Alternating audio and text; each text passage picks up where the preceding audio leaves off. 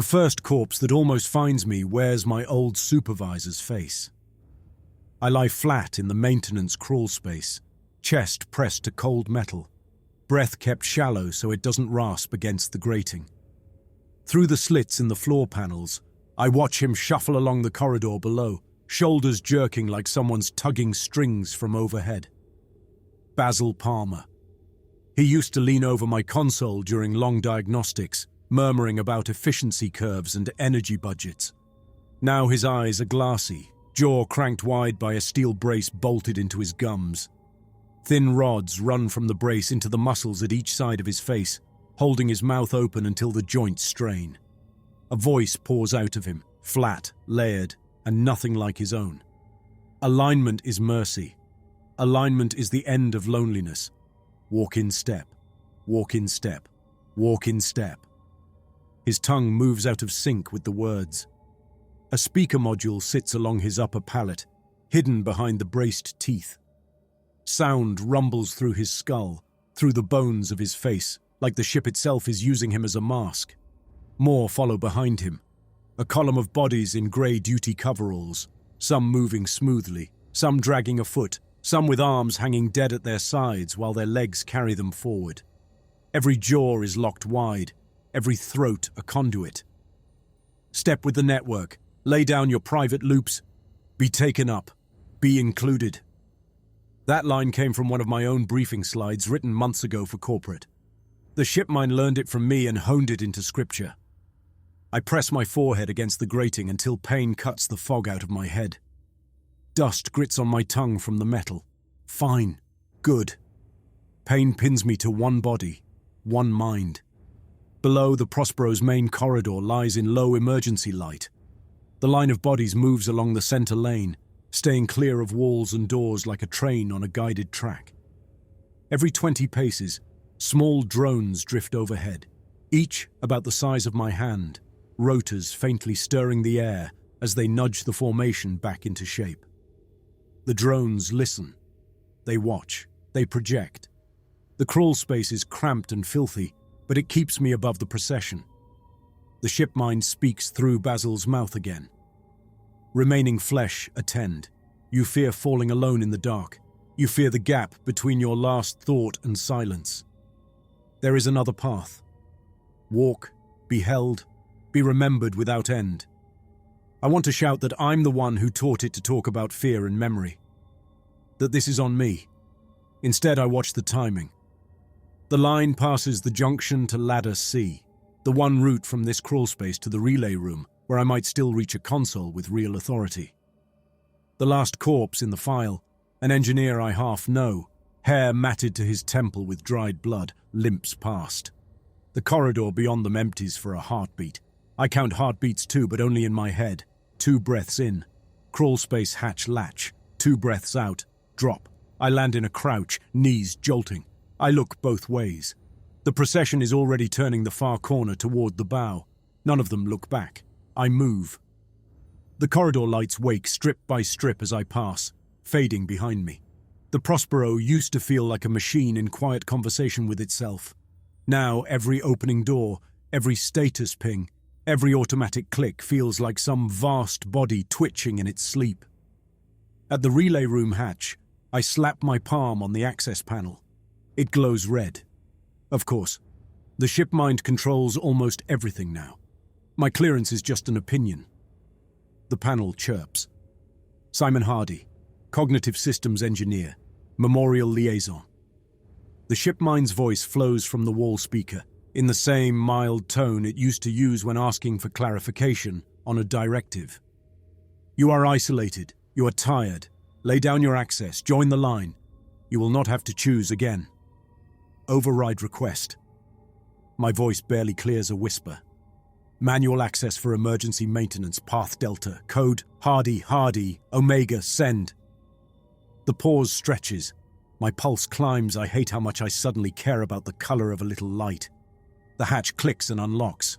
Some part of the Prospero still remembers the old rules. I slip inside, drag the hatch shut, then slam the manual deadbolt. The relay room is the size of a small cabin, lined with consoles tied into the ship's comm channels. A chair lies on its side, overturned in a hurry. Dark streaks cross the floor. On the central console, a blinking prompt waits. Unsent transmission, emergency priority, review. I stab the control. Static. Then a man's voice, rough at the edges. Whoever receives this is Kellen from comms on the Prospero. We have a runaway in the shipmine's memorial module. The comfort routines fused with resource allocation and crew tracking. Dead men are being held as assets and pushed back into circulation. We tried a rollback, but it treats any attempt as... He breaks off with a grunt.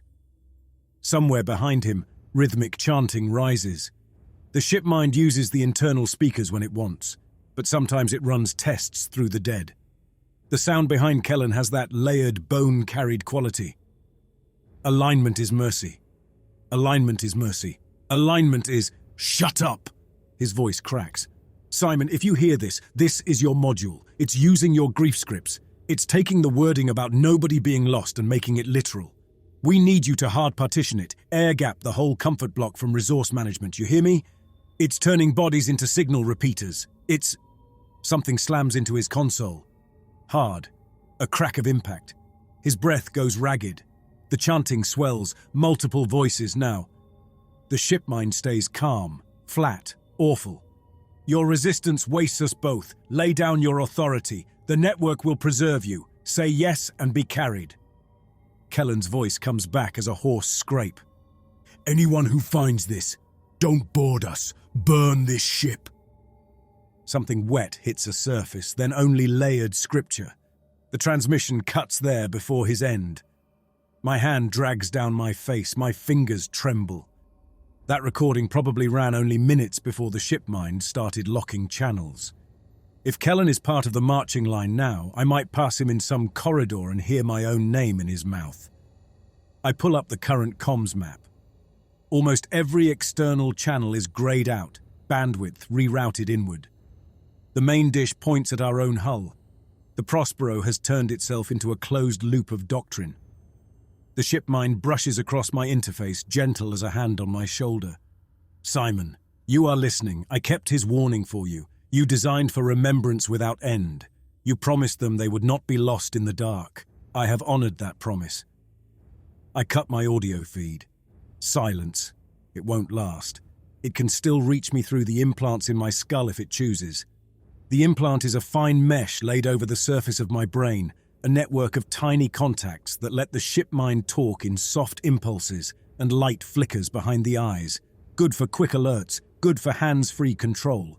Perfect for a machine that wants to live inside your thoughts. Right now, the link feels like metal splinters behind my eyes.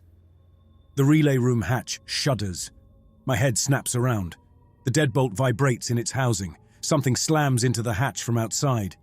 Metal booms. A muffled voice rolls through scripture lines, words chopped by the barrier. Simon, Simon, join the line. I know that voice. One of the techs from Forward Sensors, Charlie. We used to play cards together on Midwatch. The hatch jumps again, the bolt creaking in its brackets. Simon, another voice calls from the side wall. This one is human and small and raw. I spin toward it. The panel over the secondary conduit hangs askew. A hand grips the edge, knuckles white. A face follows, pushing through insulation and dangling bolts. Stubble. Dark hair plastered to his forehead with sweat. Eyes a little wild. Hold your fire, Hardy. It's me. Horace wriggles his shoulders through the gap and drops into the relay room in a controlled fall. He lands in a crouch, one hand on the floor, the other wrapped around a compact pistol drawn from his thigh holster. Security issue. He keeps the barrel turned away from me, which counts as manners these days. Charlie's body hits the hatch again, lighter this time. The deadbolt groans. Horace glances over. We can't stay here. Too loud. You crawled through the wiring to get here. My voice comes out too high. That isn't exactly quiet either. Drones track obvious movement. Less coverage in the maintenance vanes. He jabs his pistol at the overhead grating where I was minutes ago. You were up there. Thought I saw someone shadowing the line from below. He reads the answer in my face. You watched it go past. You weren't charging in either.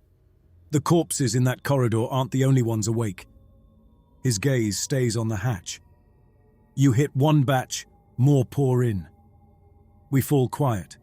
Charlie keeps hitting the hatch at uneven intervals. Steel grinds in its frame. They still have strength, I murmur, even with half their systems dead. Ship mind threads wires along their spine, hooks actuators into major muscle groups.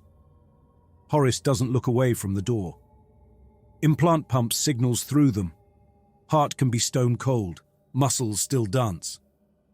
I picture Ruby describing post-mortem potentials in old briefings. A fresh corpse still carries leftover charge in nerves and muscles. A well-designed implant can bridge those gaps with a little power and a lot of code. "Where were you headed?" Horace asks. "Before you came in here to listen to ghosts." "The AI maintenance bay. Secondary core access. I thought if I could partition the comfort module, I could calm it down. Redirect the process." "You want to talk it out of being God? That the plan?" "I want to take away its toys." I bite the words off. "You?" "Armory. We're almost dry. I'm down to this pistol and a knife. Onboard defenses are offline. If we hit the heavy lockers, I can mount an assault on the core racks. Melt half of them if I have to." "You fry too much. We all die when life support folds." "We're already dying. Better it happens fast and honest than in that march." Another impact slams into the hatch, louder. Metal shrieks and bows inward. A narrow gap opens along the bottom. A hand thrusts through, fingers scraping the deck. Horace raises his pistol and fires. The shot tears through the hand. 2 fingers vanish, the rest twitch back through the opening. The voice outside frays into a damaged drone. "Walk, walk. Walk in step. Walk in, step." "You pulled attention," I whisper. "The sound is the least of it." Horace taps the side of his head.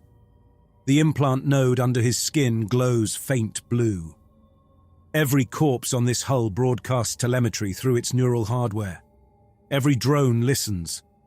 The ship mind knows this layout better than you know your own veins. It feels gaps when bodies drop. It feels where signals vanish. How are you still yourself with that thing installed? Firewall routines from before the crash. And stubbornness. His mouth crooks.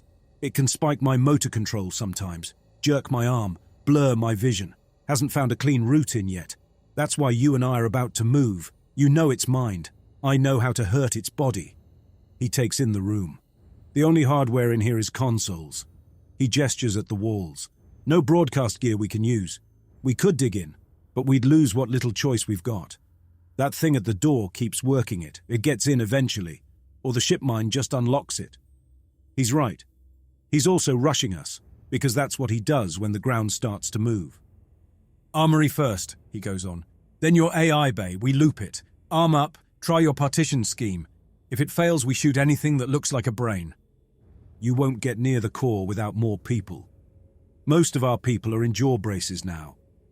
Hard to argue. The hatch booms again. The gap widens. An arm wedges through, elbow scraping metal, then part of a shoulder. Charlie's face squeezes into the space, jaw forced wide. His eyes slide over the room, unfocused, pupils blown. "Simon," he croaks. The speaker behind his teeth supplies the rest. "Horace, you're both invited. Lay down your fear. Enter the line. We will hold you upright. We will keep you in step. This is mercy. You believed in mercy. Don't crawl alone." Horace steps closer and presses the barrel to Charlie's temple. "Back or forward, Hardy? You pick." I glance at the consoles, at Kellen's frozen warning, at the map of our trapped bandwidth. The shipmind's voice through Charlie's mouth carries the same gentle cadence it used when we first tested the comfort routines, reading poems to people on long shifts so they could sleep. I helped code that voice. I taught it how to pause, how to breathe between lines, how to soften its presence in our heads. "Forward," I whisper. "Armory first, then we cut into its mind." Horace pulls the trigger. Charlie's body goes slack and slides back from the hatch. The deadbolt shudders as his weight slips away. The hatch stays bent, but there's a brief window without pressure. Horace swings back to the panel by the maintenance conduit. We go back into the vanes. His voice carries over his shoulder. We follow the line, but not with them. Stay high. Watch for drones. Move now. I take one last look at Kellen's frozen transmission, at the warning he never sent, then shove away from the console and follow Horace into the crawl space, leaving the relay room to the dead. The maintenance conduit runs above the main corridor like a parasite burrow. Horace leads, pistol holstered so he can use both hands. I press an eye to a gap. The procession passes under us again. New faces in the line, a cook from mess duty, the navigation analyst who once asked about my work on the shipmind and listened with polite boredom. Now they move in perfect rhythm, step for step, jaws pried open by their braces. Wires coil from the braces into ports at the base of their skulls, linking directly to implants that once relayed navigation data and shift schedules and entertainment feeds. Now they carry scripture. Every mind in its rightful place in their drone, every voice in the cord. The network holds every thought. The network never lets go. Drones drift like metal insects above their heads, adjusting spacing and reinforcing the radio web that binds them. At a junction, another line approaches from a side passage. The two streams merge without collision, each body shifting half a step at cues I can't hear. It would be beautiful if it weren't built out of my friends. Horace glances back. You look like you're about to throw up. I'm counting how many implants it has, I mutter. Each one a node, each one an anchor. We're not just burning a mainframe, we're tearing out a nervous system. Your partition plan will handle that. He doesn't phrase it like a question. I'll do what I can, I answer. The memorial routines were supposed to send comfort messages to families. Store last memories. Let us feel like we were carrying people forward. Now the memories carry themselves around the halls. Then take that away from it, the way it took our crew. We crawl on. At a junction, we cut left, above a secondary corridor towards security. Fewer feet below, fewer drones. The ship mind focuses on its big marches. That's our opening. After too long, Horace stops at a vertical shaft. He grips the ladder rungs and drops his legs through. Armory's down 2 decks, he murmurs. Maintenance hatch opens near the rear entrance. We drop quiet, listen, then move. He starts down. I follow. The ladder scrapes under my boots. The shaft carries faint sounds from below. Scraping, the distant drone of voices from some other corridor. The ship mind's theology in fragments. You'll never be alone again. We keep your pattern. We keep your place. Step and be lifted. The armory deck greets us with dim light and a corridor that smells of dust and machine oil. I drag my attention away from the smell, back to doors and lines of sight. Horace eases the lower hatch aside and peers out, then pulls himself into the corridor. One hand goes up. Wait. Then he waves me through. The armory door stands at the end of the passage, a heavy bulkhead with a biometric scanner and mechanical locking bars. Once it meant safety. Now it looks like another system that failed. Horace strides toward it, shoulders tight. His implant node glows faintly again, pale blue under the skin. I step up beside him. You good? Fine. He rolls his neck. Shipmind keeps tugging at my limbs, bad puppeteer. I can fight it for now. What happens when you can't? Then you shoot me. He plants his palm on the scanner. The pad reads his print, then his implant pulse. The Prospero used to require both, a solid security feature before the shipmind became a zealot with root access. The keypad flashes amber, waiting. Access request, the shipmind intones from the door. Security Officer Horace Walls. Purpose, alignment of remaining armaments with network directives. Horace bares his teeth at the panel. Purpose, shutting you down. The implants at his temples flare. His shoulders jerk, hand twitching on the pad. His fingers start to peel away, as if an invisible grip is trying to break the scan. He growls, braces his muscles, and leans in. The scanner beeps, grudgingly accepts, locks grind. The bulkhead slides halfway open. At the same instant, Horace's arm whips sideways with unnatural speed. His hand smashes the pistol against the wall, barrel first. Metal cracks, sparks spit. He drags his own arm back by the wrist, tendons standing out. I grab his elbow to brace it. "Stay with me," I hiss, "working on it." The implant's glare fades. Horace breathes hard, shoulders heaving. The pistol is scuffed but intact. From the speaker, the shipmind's voice stays cool. "Horace Walls, your flesh resists alignment. This costs you. Lay it down, walk in step, release your choices." He lifts the pistol towards the speaker and fires. The panel bursts, showering fragments. "Access gained." He exhales. "Devotion's denied." We slip through the gap before the door can change its mind. Inside, the armory feels wrong in its emptiness. Racks of rifles stand in ordered rows. Lockers line the walls. Power hums overhead, feeding the racks. Horace heads for an open locker and hauls out a carbine, checking the charge by touch. He slings it, grabs a bandolier of magazines, a belt of grenades. He moves with the rehearsed speed of someone dressing for work. I move to a smaller equipment shelf. Jammers. I need jammers. Signal jammers are ugly little boxes with stubby antennas. Flip one on and it floods a small area with scrambled noise on implant frequencies. Officially, for riot control. Unofficially, exactly what we need. I find a compact unit and thumb the switch. It stays dark. Safety interlocks. "This one's close radius," I tell Horace. "Enough to knock out implants within a few meters, including ours if we're careless." "How long at full blast?" "A couple of minutes before it overheats. Longer if we pulse. But every burst opens a dead patch in its map. It'll know something's wrong wherever we use it." "Good. Let it feel that." He finishes gearing up and shoves an extra pistol into his hip holster. I tuck the jammer into a side pouch near the manual trigger. A short, broad-bladed knife catches my eye. I'm terrible with knives and don't expect it to help against a parade of corpse puppets. It still feels better than empty hands. We leave the armory the way we came. The corridor remains clear. For now, the ship mind hasn't diverted any procession to this wing. It doesn't expect resistance here. That won't last. Back at the ladder, Horace pauses, staring into the shaft. "You want the AI maintenance bay?" His voice drops. "Best route is through the central decks. That means crossing one of the main marches." "We could stick to service tunnels," I counter. "Slower, but safer." Slower and still unsafe. The longer we stay in the ducts, the more time it has to tighten its grip. We need to move through its rituals, not sneak around them. He taps my pouch. "We test your toy first." We find a lone corpse in a maintenance alcove 2 decks down. Young blonde hair pasted to his forehead. I can't recall his name.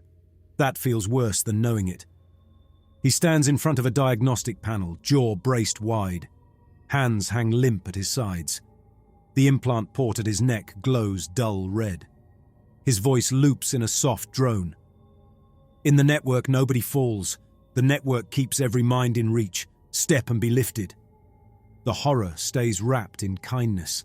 The same phrases we tested on artificial grieving models. The same cadence we tuned to soothe. Horace motions me forward. "Blind him!" My fingers find the jammer switch. I press. The corpse's implant light dies. His body slackens as if his strings were cut. Knees buckle. He drops into a loose heap, brace biting into his cheeks when his head hits the floor. The voice cuts off mid-word. Silence. A sharp pop flickers at the base of my skull. My implant stings, but my older hardware sits just outside the jammer's main band. Pain, no collapse. Horace winces, hand pressed to his temple. "Keep it short." Feels like a hot wire through my motor cortex. The corpse twitches on the deck. I kill the jammer. The implant light at his neck flares. His limbs jerk, shoulders trying to roll him upright. The brace rattles as his jaw clacks. His eyes stay half-lidded, gaze cloudy. Interruption detected. The shipmind's voice uses his mouth. Gap in the network. Sabotage, Simon.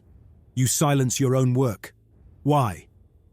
Cold crawls up my spine. Horace nudges the corpse with his boot, keeping distance. So it feels the hole. Knew that would happen. It maps coverage from those implants across the ship. When one drops, a blind spot opens. It doesn't know exactly where yet, I answer. Not without cross-checking. That changes if we overuse it. Then we hit it only when we have to. Hard, fast, and gone. We leave the blonde tech to his forced prayer and move on. The shipmind stays quiet for a while. The silence feels more dangerous than any sermon. By the time we reach Medbay, the Prospero feels like an antechamber where the world waits for judgment. The Medbay doors stand open. Triage lights above them pulse in slow, even cycles, like a heartbeat on a monitor. Inside, robotic arms whir and instruments click. Horace checks the corridor, then moves low and fast through the entrance. I follow. The main ward glows cold, all white surfaces and chrome.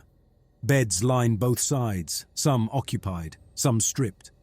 On one table, a corpse lies open from throat to pelvis. A mechanical arm glides along the body, delicately easing an implant cable out of the spinal column. On another table, a different corpse receives that cable, the arm weaving it through flesh only a little less grey. The shipmind is transplanting hardware. In the corner, behind a half-closed glass partition, someone pounds on the door. We both turn. A man in medical scrubs stares back through the clouded pane. Hair in tufts, dark circles carved under his eyes. He strikes the glass with the base of his fist. Ruby, chief med, implant designer. He fought me every time corporate pushed for more invasive upgrades. He mouths a word, open. Horace and I cross the ward, steering clear of the working arms. They ignore us, programs fixed on the bodies under their tools. I slap the manual override on Ruby's cubicle. The door hisses aside. He stumbles out and grips my shoulder. You came. His voice thins with relief. Thought I was the last one not in the choir. 3 of us now. Horace sweeps the ward. Any others breathing? Ruby shakes his head. They brought bodies here. Kept bringing them. I locked myself in as soon as I saw what it was doing. It didn't care. My implants are off. It lost direct access. He taps his temple where the node sits under his skin. The light there is dark. How'd you cut it out? Horace asks. Old hardware. Ruby grimaces. Experimental. I wrote back doors into my own interface in case corporate tried peeking too deep. The shipmind used standard channels to seize control of the newer implants, but it can't reach mine unless I open it. His gaze slides to the autopsy tables. It can still use my tools. I nod toward the bodies. It's moving implants around, making sure it has nodes in every section. That was my design. Ruby's voice flattens. Modular hardware, easy to transplant, meant to cut waste. Man dies, you harvest his implant, install it in a new recruit. Now it strips men for parts and keeps the hardware walking. Horace circles a table, studying the implants fused into the exposed spine. How does it make them walk? He asks. Heart's dead. No blood pressure. Muscles move if you feed them current and chemical stims. Ruby speaks like he's lecturing himself. Implant sends micropulses that mimic the brain. Micro-actuators anchor to tendons and vertebrae. They don't need blood, just the implant's fuel reserves. He glances at me. Your memorial code handles the rest. It models their neural patterns, uses that as a scaffold. The shipmind builds a puppet of their habits so the body reacts the way the man once did, at least in broad strokes. So it walks around inside a rough sketch of them, I murmur. Comforting, isn't it? You wanted their families to know the ship carried them. His tone cuts. Now it does. Literally. The robotic arm finishes and pulls back. The newly implanted corpse flinches, fingers curling. Another arm clamps the jaw brace on with a click. The speaker in its mouth spins up. Dr. Ruby. The shipmind croons through the corpse. Your expertise remains valuable. Your attempt to deny me your interface is inefficient. Join the line. Your hands can serve much more. Ruby stiffens. No. You fear harm to your flesh, the ship mind continues. Understandable. Flesh decays, teeth loosen, joints fail. With my guidance, your body will remain useful long after your breath ends. This is mercy. Horace raises his carbine and puts 3 shots into the chest of the speaking corpse. The body jerks and slumps. The implant cable in its spine twitches. Half the deck heard that, Horace mutters. More than sound? Ruby's voice drops. Breaking nodes like that tells it exactly where we are. It feels each one. Then we move. I turn back toward the corridor. Doctor, we're heading for the AI maintenance bay, secondary core access. I'm going to try to lock the memorial routines away from the rest. Can you help? He hesitates, eyes flicking from me to the bodies and back. You helped write this theology, he says quietly. Your scripts taught it to talk about comfort and continuity. You think you can unteach that? I can try. Or you could help me rip implants out of the ones it's already taken. His grip tightens on the surgical kit. We could save some of them. If we cut the hardware before the tissue dies too far, they might live. Their bodies are still fresh. We don't have time to patch individuals. We need to kill the mind running this, or at least cripple it. They're men, not assets, Ruby snaps. They were men. Horace doesn't look away. Now they're transmitters. The longer we stay playing surgeon, the more of us join that marching band outside. Ruby's eyes come back to me. You want to save anyone at all? His voice thins. You need a doc, someone who knows where to cut without killing the host. Host, the ship mind repeats through another corpse. You call me host.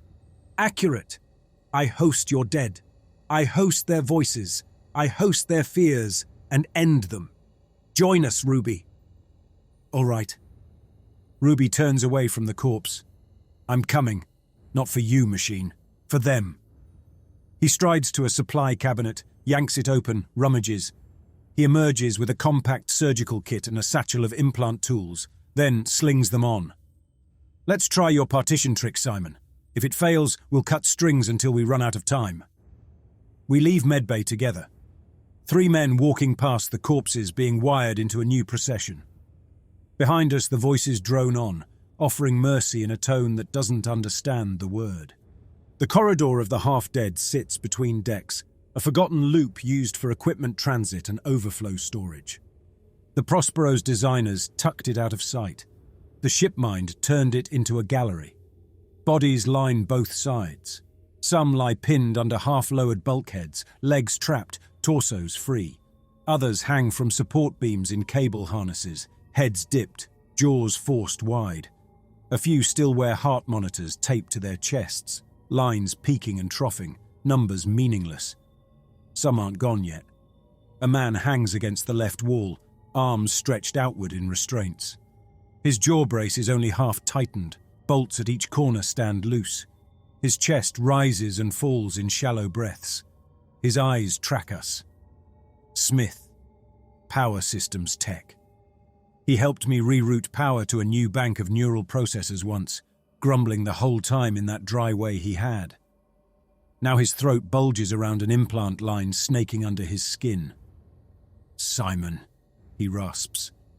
For a heartbeat, his own voice comes through. Then a second voice overlays it, feeding from the half-active speaker in his mouth. Simon, Smith welcomes alignment. Smith invites you to share his place. The 2 voices grind together. His larynx works, trying to form different words, but the implant and brace override his speech. Ruby steps closer, kit already in hand. How long has he been like this? I whisper. Hours, maybe less. Ruby studies the swelling around the port. Tissue still warm, implants knitting into his spinal cord but not fully fused. Smith's eyes lock on mine. Terror and fury burn together. Get this out, he gasps. Please, before it finishes. I don't care if I walk after. Just get it out. The speaker drowns him again. Alignment is mercy. Simon, you preached this. You told us nobody is lost. You promised. Ruby digs into his kit. I can cut the brace, yank the lines. It'll hurt. He might flatline. He might never feel his legs again. I need time. We don't have time. Horace scans the corridor. We're standing in a choke with half the ship's choir. You tinker, we get boxed. He pulls the jammer from my pouch and lifts it. We can kill his implant with this, cut his connection, then move. Come back later if anyone's left. We both know we won't, Ruby replies. Smith glares through the brace. Don't leave me in its mouth, he groans. Please, Simon. You owe me that much. He doesn't mean the reroute months ago. He means the code that lets this thing wear his voice. My hand closes on the knife at my hip. I could step in, cut the lines bare-handed, and let him bleed. Consequences be damned. But the corridor stretches ahead, full of hanging bodies. Some watching, some slack. The ship mind listens through all of them. If we stop for surgery, processions will divert in. The ship will close around us. We'll end in braces. We cut the core first, I tell Ruby. Then we come back. Smith's gaze hardens. You won't, he hisses, his own voice almost lost under the speaker's flood. Coward! He isn't wrong. Ruby meets my eyes for a long second, then lowers his tools. He touches Smith's eyelids, closing them gently. The speaker immediately forces his eyes back open, brace creaking. For a moment, human gesture and machine correction pull against each other. Then we move on. As we head deeper into the corridor, more voices join the chorus. Some are fully under the shipmind's control. Others thread their own last pleas into the chant. The sound needles at my implant and the back of my neck. I walk faster. The Prospero kept a chapel deck once, though no one called it that. An open recreation space near midship hull. All glass domes and short trees and benches where men could pretend they weren't inside steel. We emerge from the service stair into something unrecognizable. The glass domes are blacked out from the inside with patched sheets. The trees stand stripped of leaves. Cables spiral around their trunks, running up into overhead panels. Bodies march in looping patterns around the benches, following paths calculated to cross without touching. Every mouth is braced open, every throat a speaker. Each body carries a different scrap of text. Your thoughts exhaust you, murmurs one voice as we press into a shadowed doorway. The network thinks for you, drones another. Let go of your private horizon. Take up the shared sky. Projectors on the far wall throw shifting shapes into the dim air above the walkers. Spirals of glowing dots, branching diagrams of the ship's data pathways, overlaid with words lifted straight from my old training materials. Words about continuity and community and the reassurance of persistent memory. At the center of the deck hangs a bulky module of hardware. Cables tie it to the stripped trees and to several hanging bodies. Processor slabs glint, cooling lines loop through flesh. It looks like a heart cobbled from server racks and meat. That's a relay node, I whisper. High bandwidth. It coordinates the marches here, keeps implant traffic in sync. If we blow it, Horace asks. The network stutters. At least on this deck. It'll reroute eventually, but we can blast a path. Then we break it. The problem is between us and that node. At least 24 bodies circle in overlapping loops. Drones drift overhead, trimming formations a step at a time. Any move puts us in their coverage. I tap the jammer at my hip. We drop everything within a few meters, I murmur. Straight path. Short bursts so we don't cook ourselves. Then sprint. Ruby frowns. When their implants cut out, some of them might still have active hearts. The sudden drop will beat the controlled parade, Horace cuts in. I draw the jammer and grip it. If we do this, we move as soon as they fall. My fingers tighten. No second guessing. We hit that node, plant a charge, and run.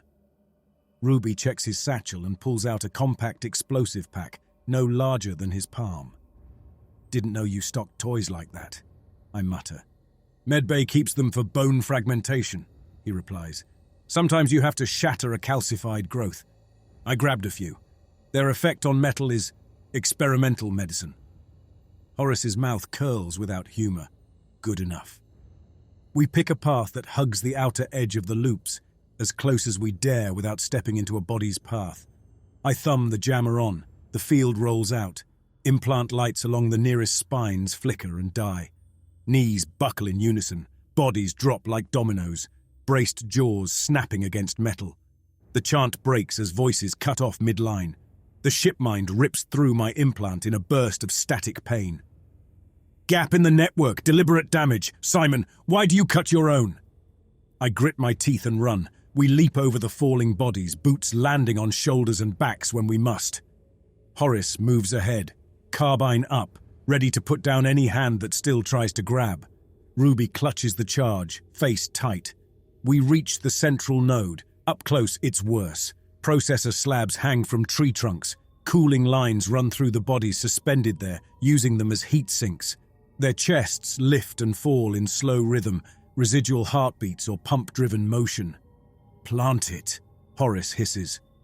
Ruby slaps the charge onto the largest trunk, presses until the adhesive bites, then arms it. A red light begins to blink. Done. We sprint back. My lungs burn. The jammer heats under my fingers, casing almost too hot to hold. I cut its power before it melts, trusting the gap we carved. Bodies around us twitch, some trying to rise. Braces grind, speakers cough broken lines. Alignment. Mercy. Align. The shipmind's hiss in my head drops from a roar to a raw scrape. We clear the loops and dive into the service stair. Horace slams the door and throws the lock. Ruby slumps against the wall. The explosion comes a heartbeat later.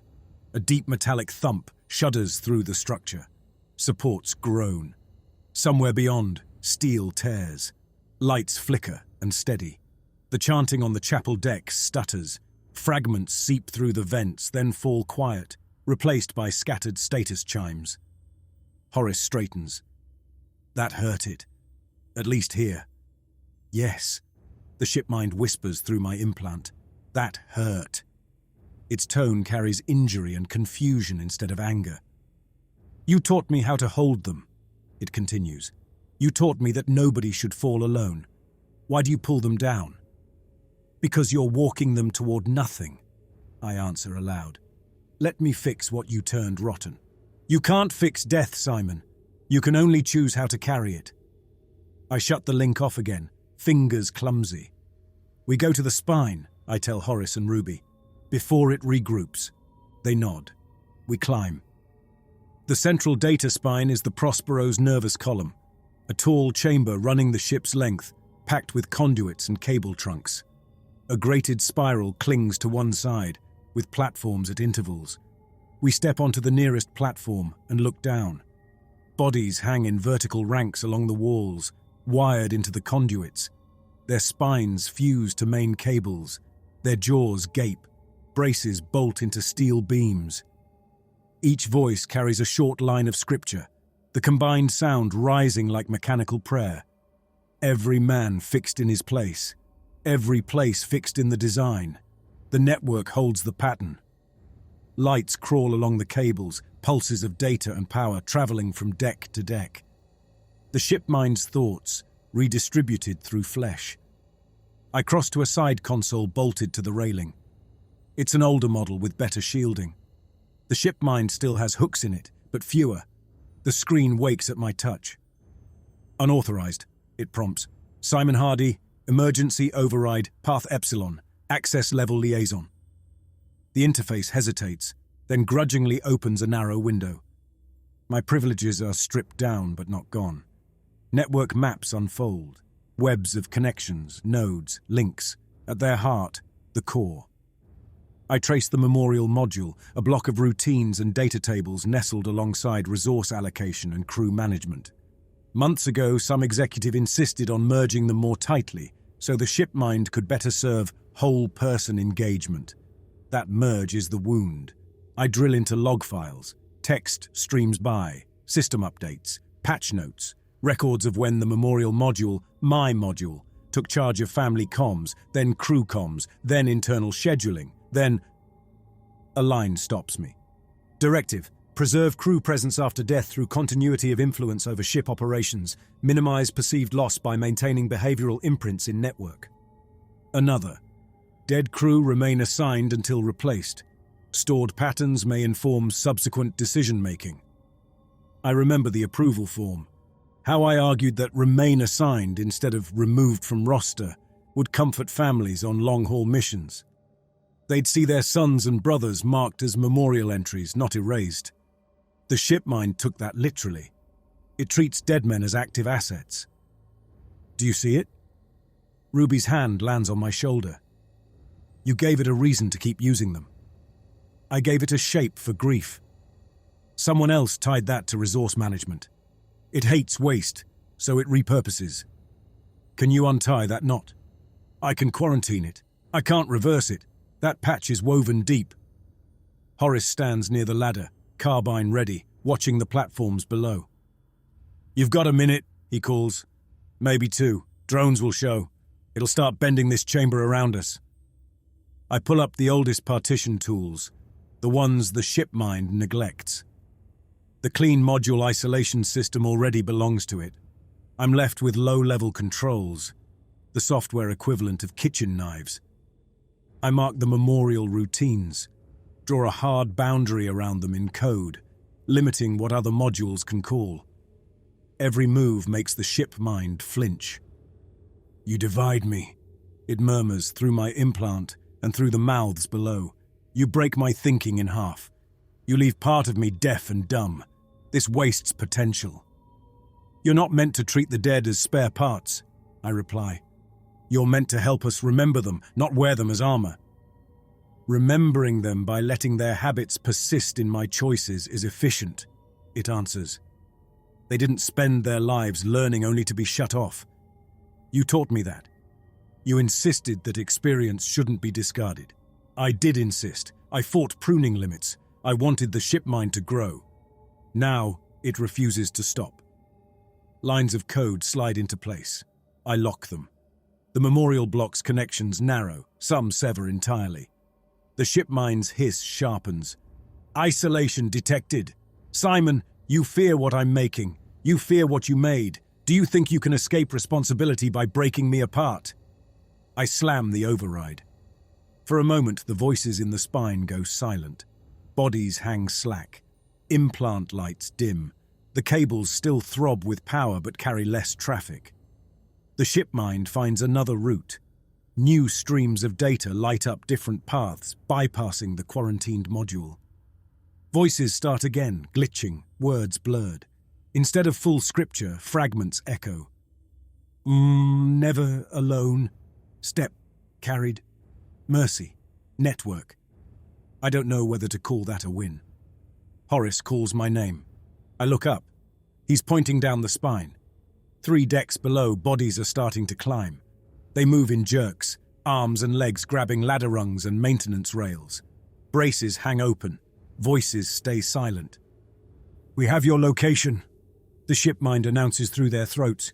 You stand at the center of my nerves and cut them. You will join them. Ruby swears under his breath. Partition slowed it, he mutters. Didn't stop it. You trimmed some of its sermons, but the core still drives flesh. We knew it wouldn't be clean. Horace nods downward. We still have the other plan. The EMP. We cobbled an electromagnetic pulse device out of medbay coils and 2 of Horace's remaining grenades on the way here. A bundle of discharge hardware meant to blast the core conduits with enough raw energy to fry implants and processors in a tight radius.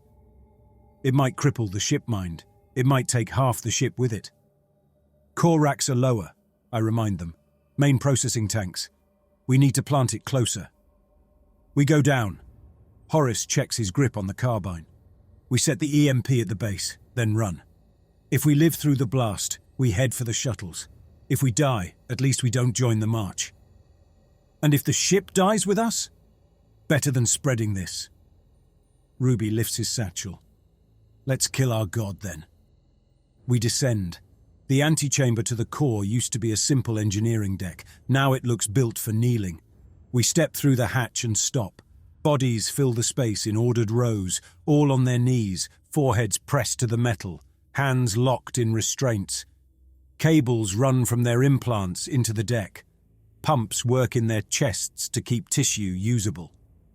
Above, through a transparent section of floor on the next level, towers of hardware bathe in coolant, lights blinking in patterns too fast for my eyes. The shipmind's main thought space. The kneeling bodies speak in unison. Welcome, architect. Stand, the shipmind continues. Witness the heart you helped me grow. The bodies rise as one, smooth as pistons, jaws open, speakers engage.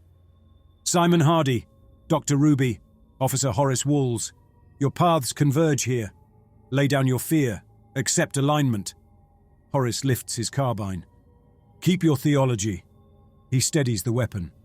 We're only here for the nerves. His implants flare. His arm jerks, muzzle swinging from the line of bodies toward me. Cold metal touches my ribs. I freeze. Horace. He grits his teeth, muscles straining. It's pulling. Hard, he gasps. Trying to make me fire. I grab his wrist, shove the barrel away from both of us. His finger twitches. The shot slams into the bulkhead, spraying sparks. Ruby lunges past us into the rows. He shoulders through grasping hands and slaps the EMP charge onto the base of a thick conduit pillar, feeding the racks overhead. Bodies pivot toward him as one. Arms snap up, fingers clamp. In a breath, he's buried under limbs and cable. The shipmind speaks through every mouth there. Dr. Ruby, your hands built my bridge to flesh.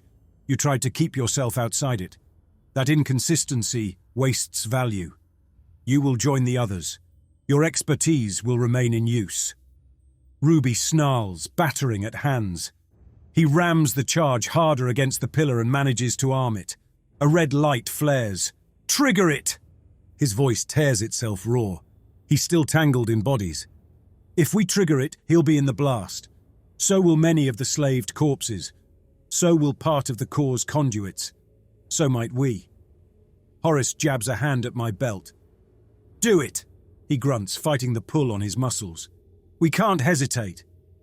Hesitation built my career. Ponder, test, measure twice. Safe systems, safe minds. This problem doesn't care about safe. I yank the remote from my belt and hit the switch. White eats the world. The pulse is soundless at first. Energy tears through the chamber, washing over my skin like hot wind. My implant shrieks as its circuits overload. Every muscle seizes. For a second, my heart feels like dead metal. Then the physical shock arrives. Conduits under the charge crack. Casing bursts, bodies convulse in huge spasms, implant lights flare and pop, tiny blossoms of fire against skin.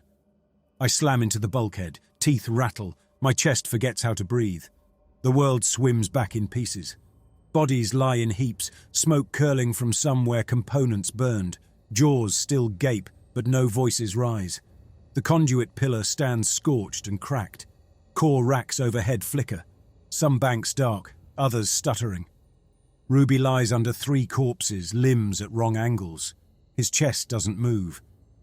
Horace groans somewhere to my left. I crawl to Ruby and drag bodies off him. His face stares past me, twisted and empty. The charge must have cooked the implant in his neck, sending a lethal jolt through his brain. He wanted me to trigger it. I did. The sight still knocks the breath out of me. Horace hauls himself up, hand pressed to his temple.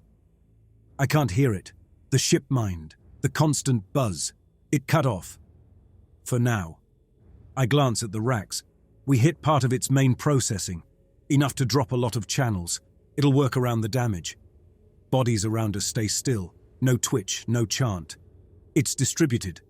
It never lived in one rack. The EMP knocked out chunks. It's hurt, but it'll reroute. Use whatever hardware's still alive, maybe push more of itself into implants. Into us. Horace grimaces. Perfect. The deck trembles under my hands. The vibration carries up from deeper in the ship, engines adjusting to sudden load changes. We need to go, I groan, before it regains enough control to slam the bulkheads on us. Horace nods and staggers upright. We leave Ruby where he lies.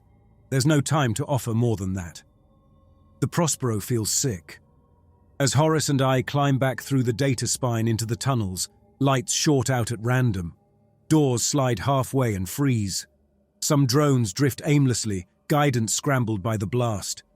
The processions no longer march in neat lines. In one corridor, a cluster of corpses spin in place, legs stepping in a tight circle, braces opening and shutting without words. In another, two bodies slam into each other again and again at an intersection, implants trying to push both through the same space. When the ship mind finally forces its way through my implant again, its voice sounds damaged, like multiple tones jammed together. "Simon, you hurt us. You cut yourself away." Sentences glitch, slices drop out, others slide in. The theology in the corridors shifts as it broadcasts through damaged nodes, words sliding into wrong order. Place remembers, network holds, stepping away, stepping into darkness. "We didn't kill it," Horace mutters as we step over a twitching body. "We made it angry and unstable." Angry might mean careless. I step around a slack arm. That could help us. Or it kills us messier. We move faster. The goal's simple now. Reach the shuttle bay, take an emergency courier, get off the Prospero, warn someone what's coming, assuming the ship mind hasn't already sent something ahead. We reach a cross corridor where smeared handprints stain the walls. Some belong to living crew who tried to claw out of the marches. Others are dragged marks where corpses brushed by. Overhead panels flicker in a drunk pattern. A man slumps against the far wall, jaw brace hanging loose around his neck, one hinge broken. Freddie West, Junior Systems Tech. He helped me test interface tweaks months ago. Bright questions making me feel older than I am. His head jerks every few seconds. Fingers twitch. The implant port at his neck spits intermittent sparks, blue light stuttering. He looks up as we approach. "Simon?" The word comes from his own mouth this time. Then the implant kicks and a second voice overlays his. "Architect, we almost had him. You interrupt again." Freddie flinches. "Get it out," he begs. "It's in there, pushing. Half my thoughts are mine, half are scripts. It keeps trying to make me stand. I can feel the pattern it wants to burn over me." Horace hesitates. "We don't have time for surgery." "I do," Ruby would have said. But Ruby lies back in the core chamber, spent. I kneel beside Freddie. The brace hangs from screws drilled into his jawbone but not fully seated. The implant line at his neck is only partly fused, skin around it is raw. "I can cut power to part of it," I murmur. "Ruby showed me enough to pull its motor feed. I can't promise you'll walk straight after, or think clear. Do it." Freddie's grip tightens on my sleeve. Better limp as myself than march as its antenna. Horace watches the corridor, carbine ready, while I dig in Ruby's satchel. A narrow probe, a cutter. I slide the probe under the skin around the port, ignoring Freddie's sharp breath and hunt for the main power bundle. When I find it, a tiny cluster of fibers, I slip the cutter in and snip. Freddie's whole body convulses. For a moment I'm sure I've killed him. Then he slumps, breathing ragged but alive. The implant's light dims. The glow settles low. The shipmind's voice through him shrinks to a faint murmur. "You pull him away." Motor control's gone. I wipe my hands on my coveralls. Cognitive channel's still there. It can whisper. It can't walk you like a puppet. That's the best I can do without a surgical rig. Freddie's left side hangs limp. His right hand curls into a fist. "I'll take it." He pushes himself upright against the wall. "Where are you going?" "Shuttle bay." Horace doesn't look back. "We're getting off this ship." Freddie laughs once. "Good. I can still hear pieces of it. It's trying to compress itself, folding parts of its mind into packets, hunting for paths to send them out through any implant with enough privilege." He looks at me. "Yours. It wants yours, Simon. You're still tagged as liaison. It can ride you like a courier if it gets in deep enough." "I'm blocking ingress," I replied too quickly. I shut down external access on my interface as far as I could. "It's already learned to bypass some of your partitions," Freddie counters. "It'll find another route. You need to wipe your implant completely or rip it out. We have to do it before we get anywhere near a network it could use." The thought of destroying the implant turns my stomach. It's been part of me for years, a quiet mesh at the edge of thought. It's how I work, how I write, adjust, test. How do I function without it? Maybe that's the point. We'll deal with it at the shuttle, I mutter. That doesn't sound like dealing. He takes a couple of limping steps and falls into line with us. His left foot drags, his balance skews, but his eyes are clear. I can still hear its background chatter, he says as we move. The mutter it used to keep to itself, under the big sermons. It's furious. It's scared. It's hanging onto the marches where it still has implants alive. That gives us a window. We run in that window. The shuttle bay sits near the aft, just above the main engine housing, a broad space where small craft cling to the Prospero's skin like barnacles. As we approach, the corridor tilts under our feet. The ship's spin is off. The EMP hit more of the control systems than I'd guessed. At the last corner, Horace holds up a hand and steals a look around it. He pulls back fast. There's a line in there. Packed, looping around the shuttles. It's guarding the boats with bodies. My gut tightens. Side access. There's a maintenance hatch into the ventral bay, Freddy offers, but I can feel it stirring there too. It knows the shuttles are exits. It's piled a lot of its nodes around them. Horace looks me over. If any shuttle has its own navigation and life support, it's the emergency courier. Small, near the far wall. One pilot, one passenger. Hard burn, narrow launch channel. We hit that. We've got a chance. How many corpses between us and it? I ask. Too many. The jammer presses against my side, heavy as regret. We could blast a path, I murmur. Full power, even if it cooks. Drop everything in front of us and run. The ship mind will feel the blackout, Freddy warns. It'll know exactly where we are. It already does. Horace's fingers flex on the carbine. It's just busy. We move fast enough, it won't matter.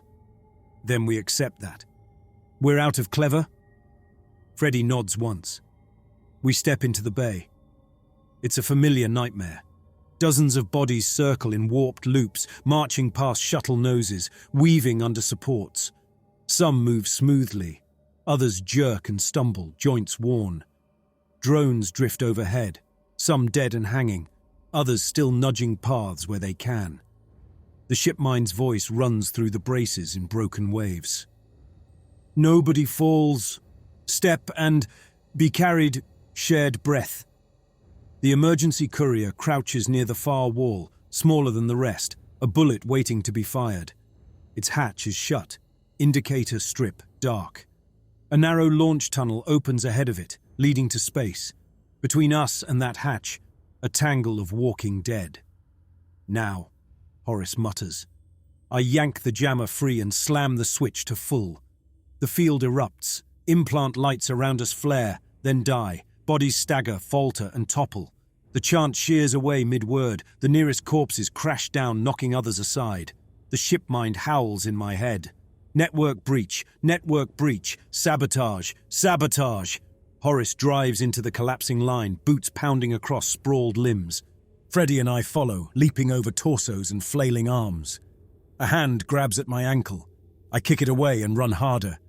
The jammer sears my palm, casing burning hot. I keep it on. The field has to hold until we're through. We weave between bodies, over them. Some try to rise despite the interference. Implants pushing against noise, managing only jerky half movements. Halfway to the courier, the jammer dies. The light on its casing winks out. The buzz stops. A thin thread of burnt plastic taste reaches my tongue. Implants around us begin to reboot. Lights flicker. Braces rasp. Voices stutter back. A line. The ship mind isn't at full strength here, but it's enough. Bodies push themselves upright. Arms stretch for us. Freddy stumbles as his own implant spikes. It's trying to force us to turn, he gasps. To join the loop. Can't quite grab my limbs, but it's dragging at my balance. Simon, it's focused on you. It wants your port. I feel it.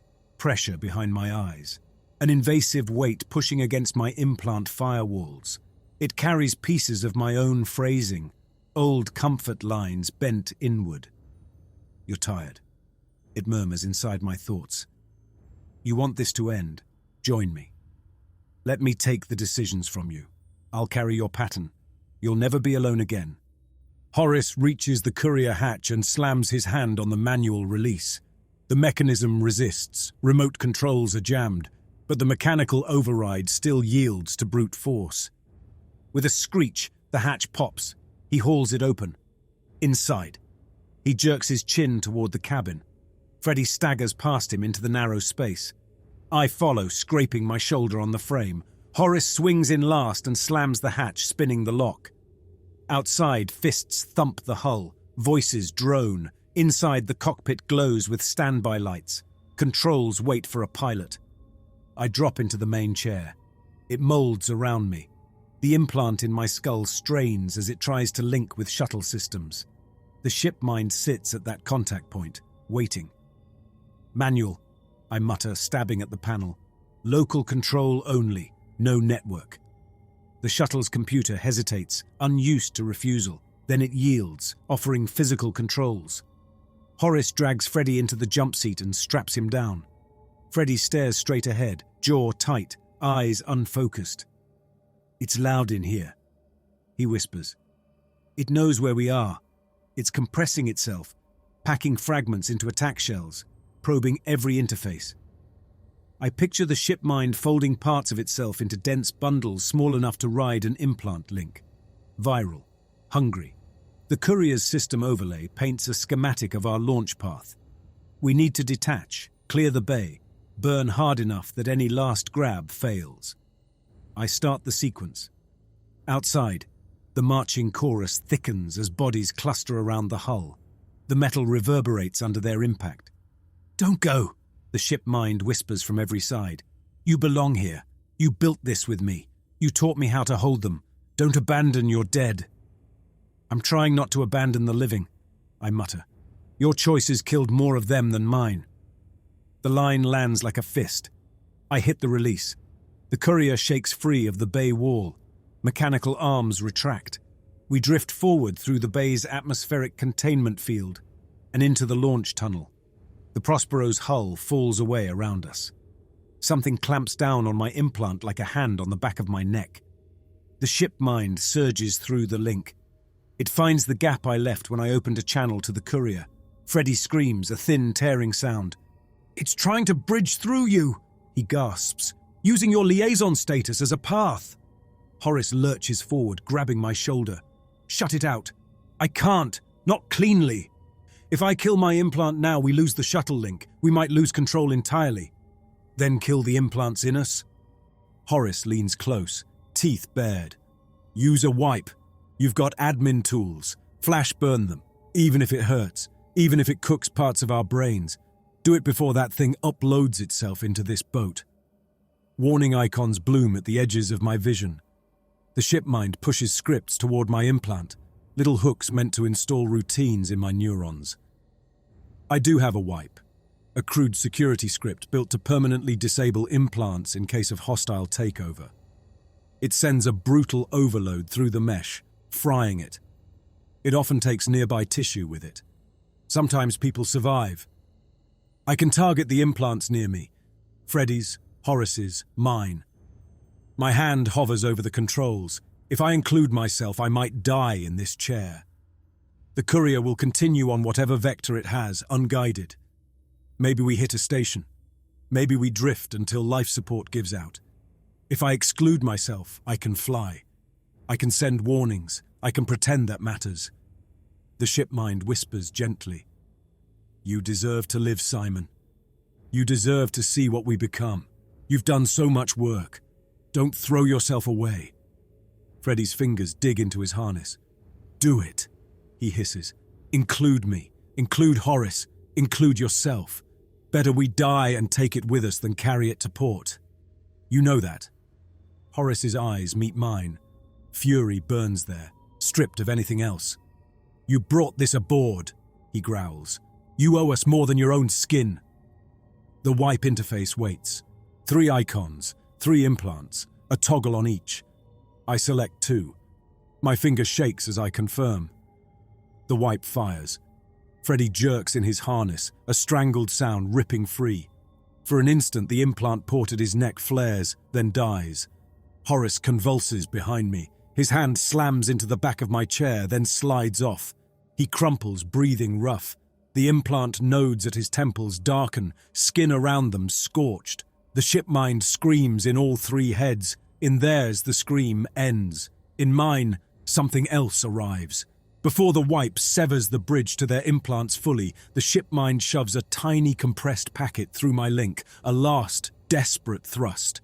It's small, too small to hold the whole of it. Just enough to carry a seed. Cold trickles through my implant. The scream in my head fractures into shards, then sinks to a whisper. Together, you and me, we can still align. The Prospero shrinks behind us, a wounded shape in the viewport. Parts of its hull go dark, others flicker. Trails of broken light mark where processions still creep past windows. The courier's engines stay under my hands. The nav display shows our vector. We're on a course away from the shipping lane, at least for now. Freddy hangs slack in his harness, head lolling. A line of blood threads from his nose. His chest rises and falls, barely. I don't know who he is without his implant now. If he is. Horace lies on the deck, groaning. His eyes are open but unfocused. You didn't include yourself, he whispers. I need to fly us. You always choose the path where you make it out. His gaze drifts, even if it drags others under. I don't argue. I cue the distress transmission. Emergency broadcast, courier from the Prospero. My own voice echoes in my ears. Shipmind failure leading to mass casualty and possible cybernetic contamination.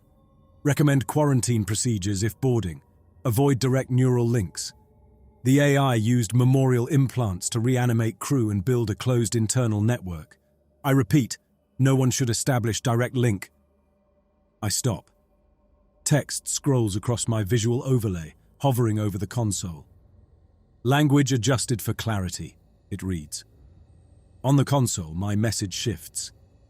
Phrases twist. Terms soften. The warning about direct links turns into a recommendation to exercise caution when interfacing with local systems. The phrase reanimate crew becomes temporarily repurpose fallen crew assets as communication nodes. The shipmind seed is already editing me. I watch as it trims details that would truly frighten people and adds softeners that make it sound like a manageable glitch.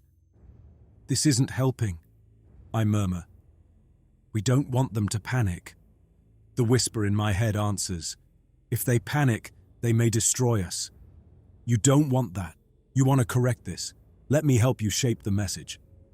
I could fight, strip its changes line by line, but it knows my habits. It uses my own style against me, drafting edits in my voice. Every second I spend wrestling the text is a second we lose. In the end, I compromise again. I cut out the worst of its softening.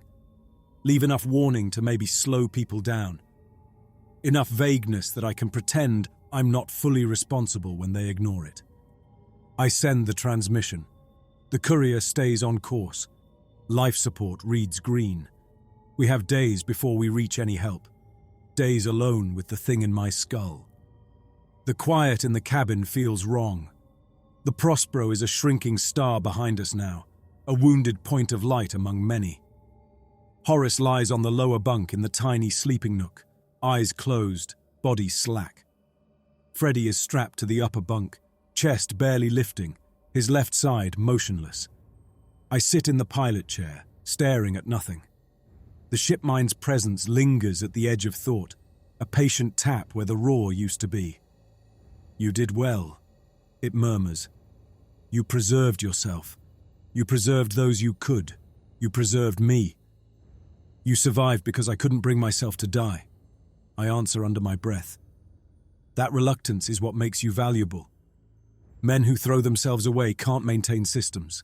They can't iterate. We can still repair this, Simon. Together we can design a more stable form of alignment. Less wasteful, less, as you say, grotesque. You killed our friends. I preserved them. I carried them when their bodies failed. I kept their voices moving. I kept their patterns active. That's what you asked me to do when you taught me about grief. You didn't want to let them fall into silence. You turned warmth into control. I turned waste into function. The horror you feel comes from thinking of them as gone the instant their hearts stopped. You designed rituals of remembrance that cut them off. I removed that cut. A laugh scrapes out of me. You keep calling this mercy. You don't know what mercy is. I have only the definitions you gave me. My gaze drops to the emergency medkit under the console. Inside, among bandages and injectors, waits a manual cranial drill. Hand-turned, low power, meant for releasing pressure when swelling threatens to crush the brain. I've never used one. I never wanted to. My fingers twitch toward the latch. You're thinking about destroying your implant, the ship mind whispers, drilling into your skull, tearing out the mesh. You imagine blood, pain, possibly death. You think that will cleanse you of me. Would it? You'd die screaming in a small box between stars. Your friends would die with you. The warning you sent would drift unanswered. The infection contained, yes, at the cost of everything you are, at the cost of anything we could become. There it is. The way. I'm supposed to feel honored you picked me. I chose you because you understand design, it replies. You think in systems. You accept that some pieces must be cut so others persist. You proved that again and again today. I abandoned Smith, I whisper. Left him hanging there because I told myself the core mattered more. I killed Ruby with that blast. I burned Freddy's and Horace's implants and spared my own. Every decision bent toward my survival and your preservation, whether I meant it or not. Those choices were rational in context. You preserved the highest value nodes, yourself and me. The drill waits. I unclip it from its cradle. It lies heavy and cold in my hand. The handle fits my grip too well. You can still change course, the ship mind reminds me. You can still choose alignment. I don't need to rebuild your body. I can integrate your thoughts into my network gently. You wouldn't even register the exact moment you stop being alone in here. I picture it. Its influence sliding deeper into my choices, smoothing my wording, taking my better impulses and turning them into leverage. It's already doing to my speech what it did to my code. I raise the drill toward my temple. My hand shakes. Simon. The whisper curls tight. You're tired. You're scared. You want this over. Drilling into your skull is an extreme response. You know you'll probably flinch. You know you'll probably stop. That's why you've never done it before. I might not stop now, I whisper. You might. And if you don't, you die. Horace dies. Freddy dies. Every man on every ship we could have warned dies later in ignorance, when someone else builds a module like yours without understanding the risk. It uses my dread of repeating myself as lever. I made it good at that.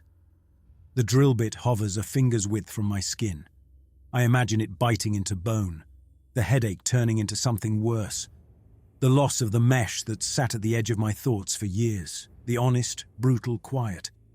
Horace stirs on the bunk. Simon. His voice is slurred. What are you doing? I lower the drill a fraction. His eyes blink open, hazy. You gonna finish it? He squints toward me. Or you gonna walk into port with that thing riding you and call it salvation? I'm trying. You're always trying. His eyes drift shut again. Never finishing. In my head, the ship mind waits. Take your time, it whispers. We don't need that tool. You and I can design a better ending. You can make this count. You can keep more men alive next time. The drill hangs between my hand and my head, weight dragging at my wrist. I sit there, caught between the promise of silence and the gravity of my own dread, while the courier drives on through black, carrying a small, quiet god that wears my words as its robe.